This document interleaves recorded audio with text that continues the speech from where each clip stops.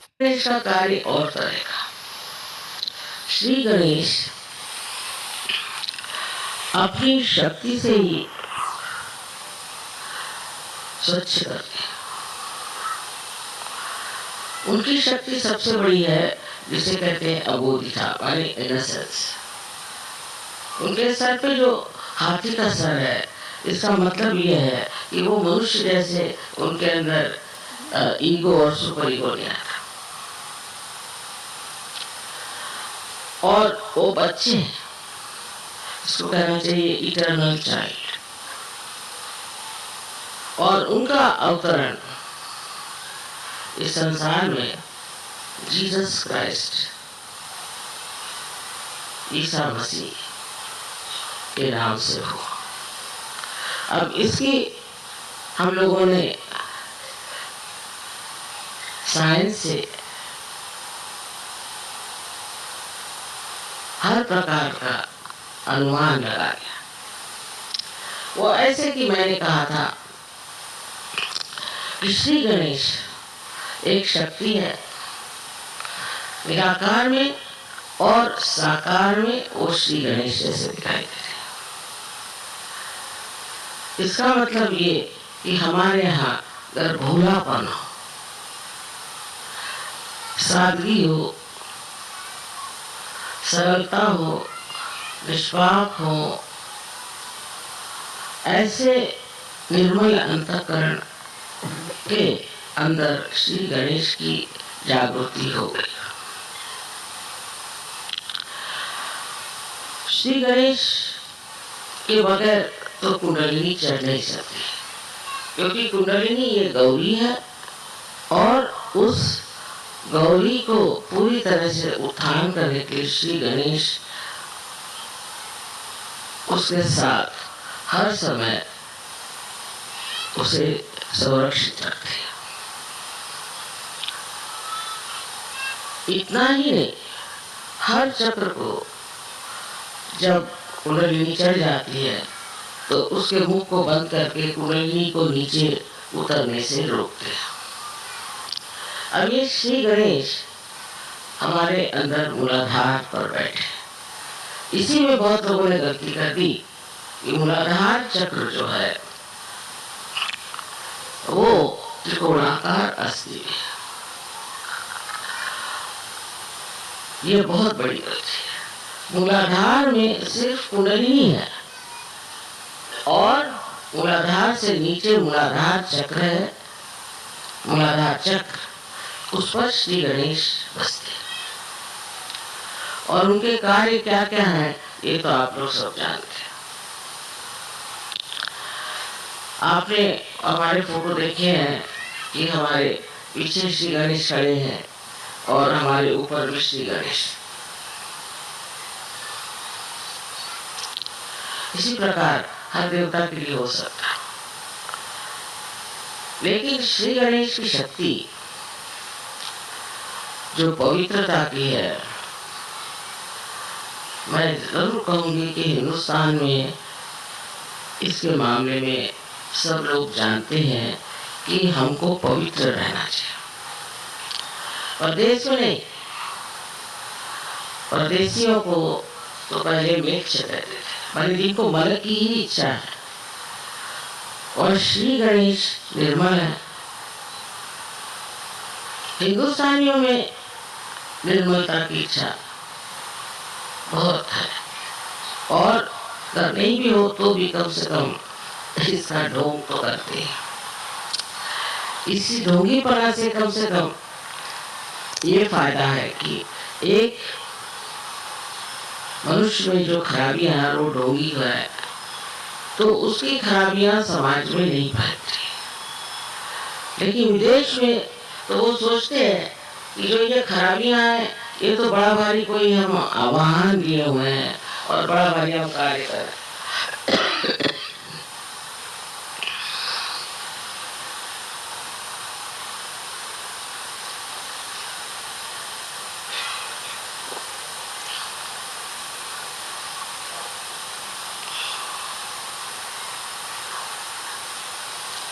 तो खराबियों को अच्छा मान लेना, या उसमें हम कुछ बड़ा भारी एडवेंचर कर रहे हैं ऐसे समझ करके उसमें रता रहना, ये हम लोगों के हिसाब से तो बेवकूफी है। लेकिन अगर आप अमेरिका जाएं तो आपको पता हो जाएगा कि वहां गणेश जी है ही नहीं लोगों में। माने ये कि वो विचार ही नहीं रहेगा। अब जब उसके दुष्परिणाम दिखाने लगे, जब उसका नुकसान दिखाने लगे, तब वो सोचते हैं कि नहीं, हमें तो निष्पाप होना चाहिए और हमें सफाई रखनी चाहिए, आदि बातें करते और उसका अब असर वहां ले गया। सहजों के सिवा वो लोग नहीं बदल सकते। लेकिन आप लोगों के पास तो ये संपत्ति है। तो वहां के लोगों को देखा जाए तो उसके मुकाबले में यहाँ भी बहुत से लोग हैं जो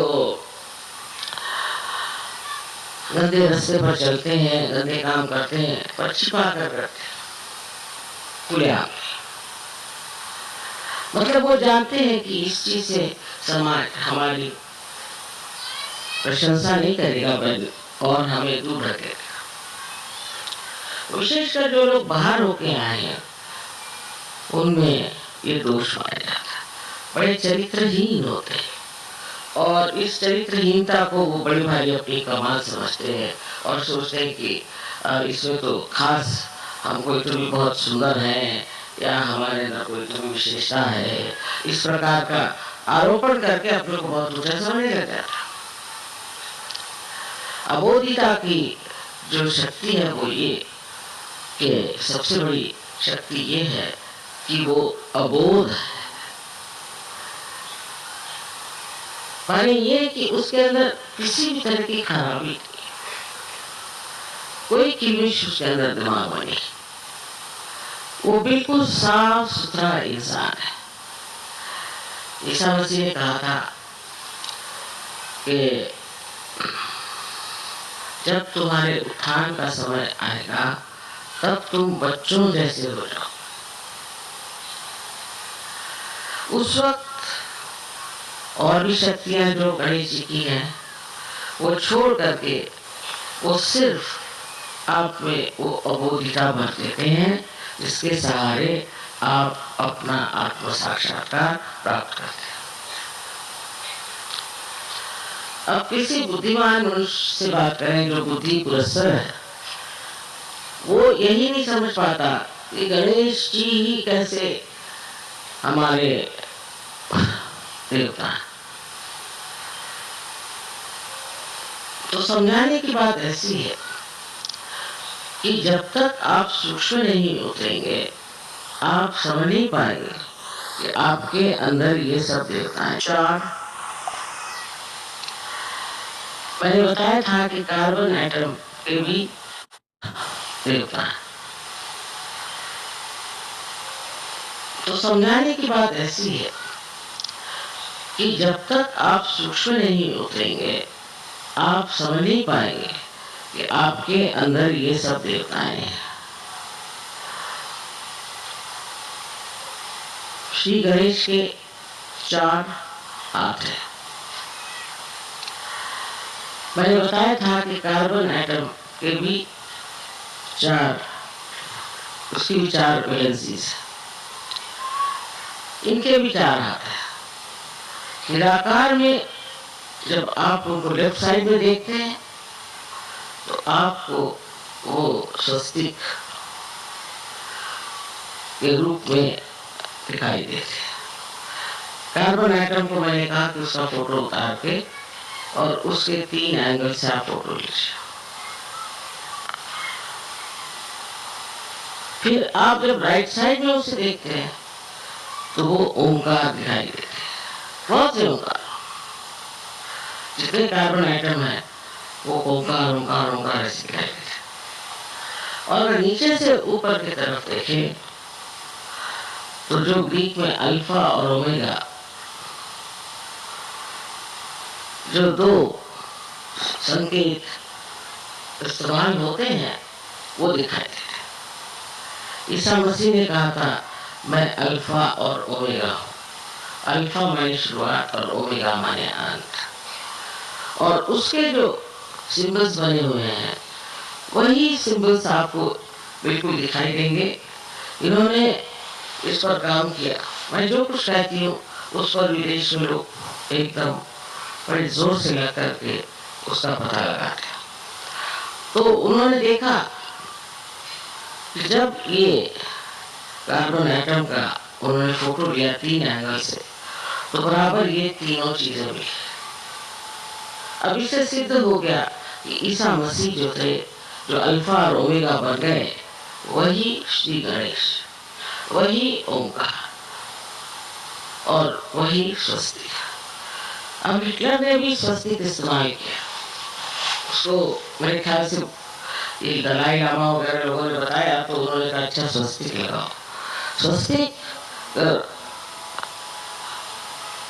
ठीक से बनाया हो, जो इसको कहना चाहिए कि इसका झुकाव जो है और जिसकी गति राइट साइड में होती है, वो स्वस्तिक प्रगतिशील होता है, वो इनोसेंस को बढ़ाता है। और अगर उसकी गति लेफ्ट साइडेड हो गई, माने का चक्र वो उल्टे हो गए, तो मनुष्य का सर्वनाश हो सकता है। उसको हर तरह की बीमारियां हो सकती हैं और ऐसी बीमारियां हो सकती हैं कि जिसको आप बिल्कुल किसी तरह से भी ठीक नहीं कर सकते। जैसे कि आप जानते हैं कि हमारे जो स्नायु है, मसल्स है, वो एक बार शिथिल होने लग जाते। कल एक आदमी आया था, उसके मसल्स जो है शिथिल होने लगते हैं, उसको राइटिस की बीमारियां कहते हैं, ये लोग पता नहीं क्या क्या 50 नाम। उसमें आदमी जो है वो हिले लग जाता है और उसकी ये बीमारी जो है ठीक नहीं हो पाती, धीरे धीरे उसके मसल्स कमजोर होते जाते हैं। ये श्री गणेश की उल्टी दशा में घूमने की वजह से होता है। वही हाल हिटलर का हुआ। हिटलर ने श्री गणेश की शक्ति इस्तेमाल करने के लिए स्वस्तिक बनाया। जब तक वो सीधी तरह से बना था, स्टेंसिल से बनाते थे, तब तक वो काफी बढ़ते थे। फिर वही स्टेंसिल्स उन्होंने दूसरे तरफ से इस्तेमाल करना शुरू किया, तो उलट गए। उसके उल्टे हो जाने से ही हिटलर हार गया। स्वस्तिक का इसलिए महत्व है। अब बहुत से लोग समझते नहीं कि स्वस्तिक तो हिटलर ने भी इस्तेमाल किया था, कोई भी इस्तेमाल कर सकता है उन्हें, वो तो अबोध है ना। लेकिन वो अपना असर दिखा देते। जैसे मैंने 3-4 बार पुणे में पब्लिकली कहा था कि श्री गणेश की बहुत इज्जत करो, उनके सामने सब भद्र काम करो, कोई भी तरह की अभद्रता उनको पसंद नहीं, गलत काम उनको पसंद नहीं। और वहाँ श्री गणेश के उत्सव होते हैं 10 दिन सारे महाराष्ट्र में। तो तिलक साहब ने लाया था कि आप गणेश को इस तरह से वंदना करो। और पुणे में मैं जब देखने गई तो मुझे बड़ी हैरानी हुई कि वहाँ के लोग गणेश जी के सामने की आराधना करते हैं, बाद में पहले बहुत गंदे गाने, डिस्को की डांस और इतने गंदे कपड़े पहन के औरतें भी, शराब, सिगरेट सब वहाँ चलता है। तो मैंने उनसे बताया था कि बड़ा जादूवान है श्री गणेश, इनसे डरना चाहिए और आप ऐसा न करिए। और मेरे लेक्चर में मैंने कहा था कि ये पृथ्वी तत्व का अर्थ है, अगर ज्यादा आप करेगा तो भूकंप हो जाएगा। और वही बात हो, जिस दिन गणेश जी का विसर्जन हुआ उसके बाद घर पे आके सब शराब पी के नाच रहे थे और वो सब फिर जमीन में गायब हो गया। हम लोग सोचते हैं ऐसा क्या, प्रदेश में सब हो रहा है, व्हाट्स रॉन्ग, तो किसी व्हाट्स रॉन्ग, कोई भी चीज को ऐसा क्यों करते, व्हाट्स रॉन्ग। अब वहाँ पे बीमारियां आ गई, एड्स आ गए और दुनिया भर की गंदगी आ गई है। हजारों लोग अंदर ही से खत्म हुए चले जा रहे हैं। वहाँ की जो नाश शक्ति है, विनाश शक्ति है, वो अंदर से चल रही है। हम लोग यहाँ बैठे बैठे समझ नहीं सकते। कहते हैं कि 65% लोग अमेरिका में एकदम जर्जर हो जाएंगे। वहाँ स्किज़ोफ्रेनिया एक बीमारी जिसमें आदमी पकड़ा जाता है। अनेक तरह की बीमारियां जो हम लोग यहाँ सुनते भी नहीं, वहाँ हो रही। यहाँ कीड़े मकोड़े मच्छर इतने हैं, सब तरह की गंदगी है, पर मनुष्य साफ है।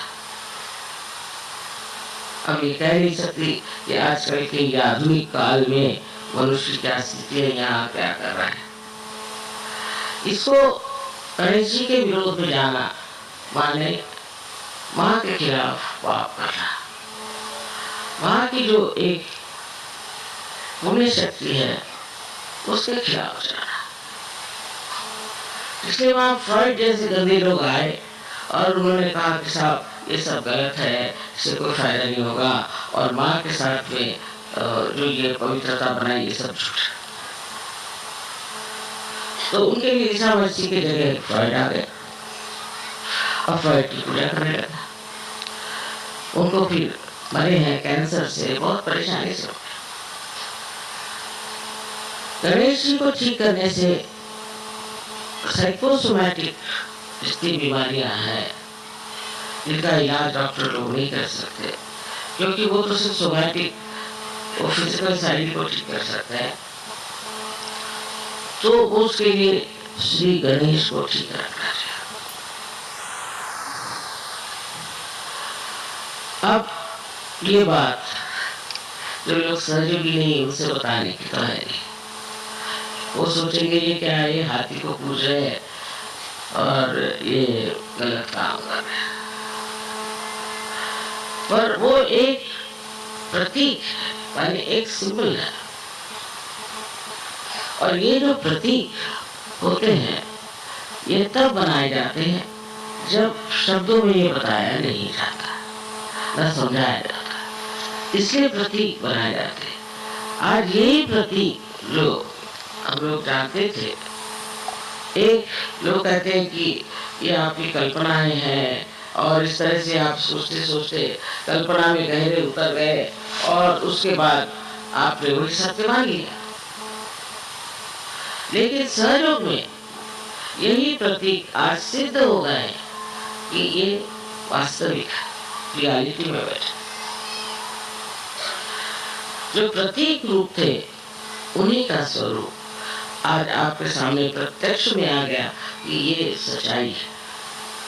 क्योंकि मनुष्य की बुद्धि कहाँ तक जा सकती है, उसकी सीमाएं हैं, और वो ऐसी चीजों को मान ही नहीं सकता कि जो लिखी गई है। उसके लिए तो चाहिए कि वो किसी प्रकार से अपनी आंख मूंद ले और सोचे कि ये जो प्रांत है, ये जो एरिया है, मैंने जाना नहीं, और इसको अगर जानना है तो मेरी अंदरूनी दशा बदलनी पड़ेगी, क्योंकि मानव स्थिति में मैं इसको नहीं जान सकता। दिल्ली के लिए इसलिए कह रही थी कि श्री गणेश की पूजा आवश्यक है, क्योंकि श्री गणेश और गौरी का संबंध नितांत है, इटर्नल है। और जब तक यहाँ पर श्री गणेश की स्थापना नहीं, तब तक यहाँ के जो प्रॉब्लम्स है, खासकर पॉलिटिकल प्रॉब्लम्स, वो ठीक नहीं हो सकते। उसके लिए ऐसे लोग चाहिए जो पवित्र है और जो बच्चों जैसे भोले। तो लोग कहेंगे बच्चों जैसे भोले लोग एडमिनिस्ट्रेशन नहीं कर सकते, बच्चे लोग ऐसा भी कर सकते।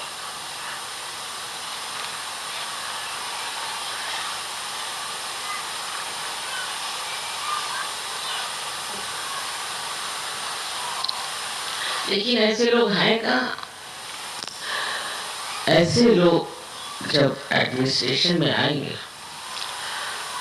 तो आपको पता होगा कि श्री गणेश जो है वो बुद्धिदायक तो नहीं, लेकिन बुद्धि में वो सत विवेक बुद्धि करते थे, माने जिसे विजडम कहते हैं। सत असत क्या है ये वो करते थे, और उसके कारण मनुष्य जो सत्य है उसी को करता है और पूरी उसमें अपनी जान लगा देता।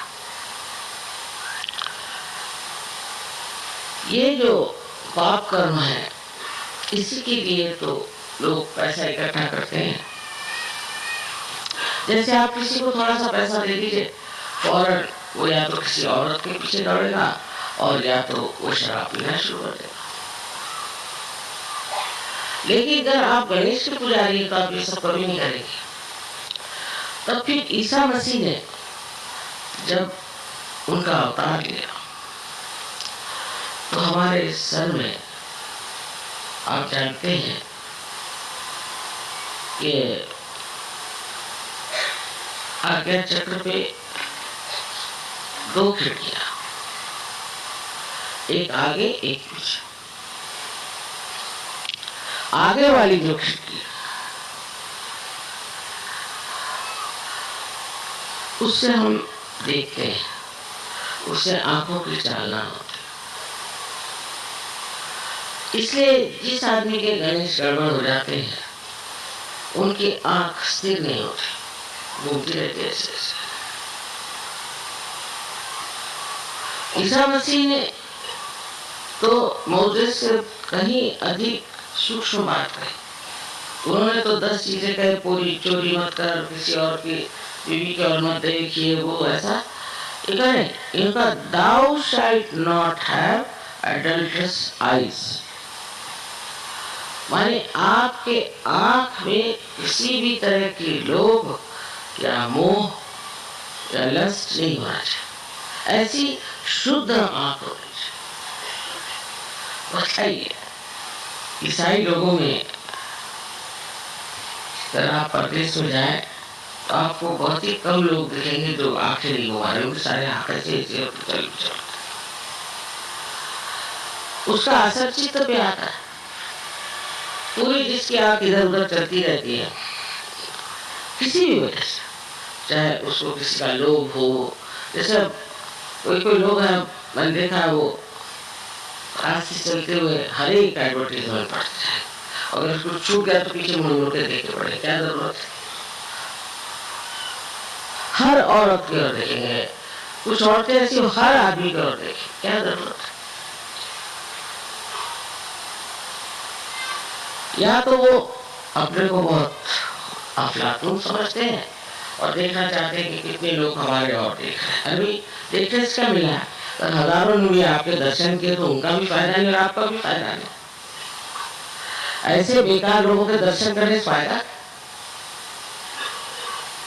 लेकिन हो सकता है कि इसमें और भी गहरी बातें हो, और मैंने देखा जो आदमी भूतग्रस्त होता है उसमें ये बहुत ज्यादा होता है। अब किसी के घर में गए, देखी कोई चीज तो उसको ये होगी इच्छा कि ऐसे मेरे घर में भी होनी चाहिए, तो लगे उसी के पीछे। वो भी इतना खराब नहीं, पर कोई लोग चोरी करके ले जाएंगे, उठा के ले जाएंगे, क्योंकि वो सोचते हैं कि इसको उठा के ले जाने से हमें बड़ी तृप्ति मिलेगी, फिर दूसरे घर चोरी करने क्यों जाते।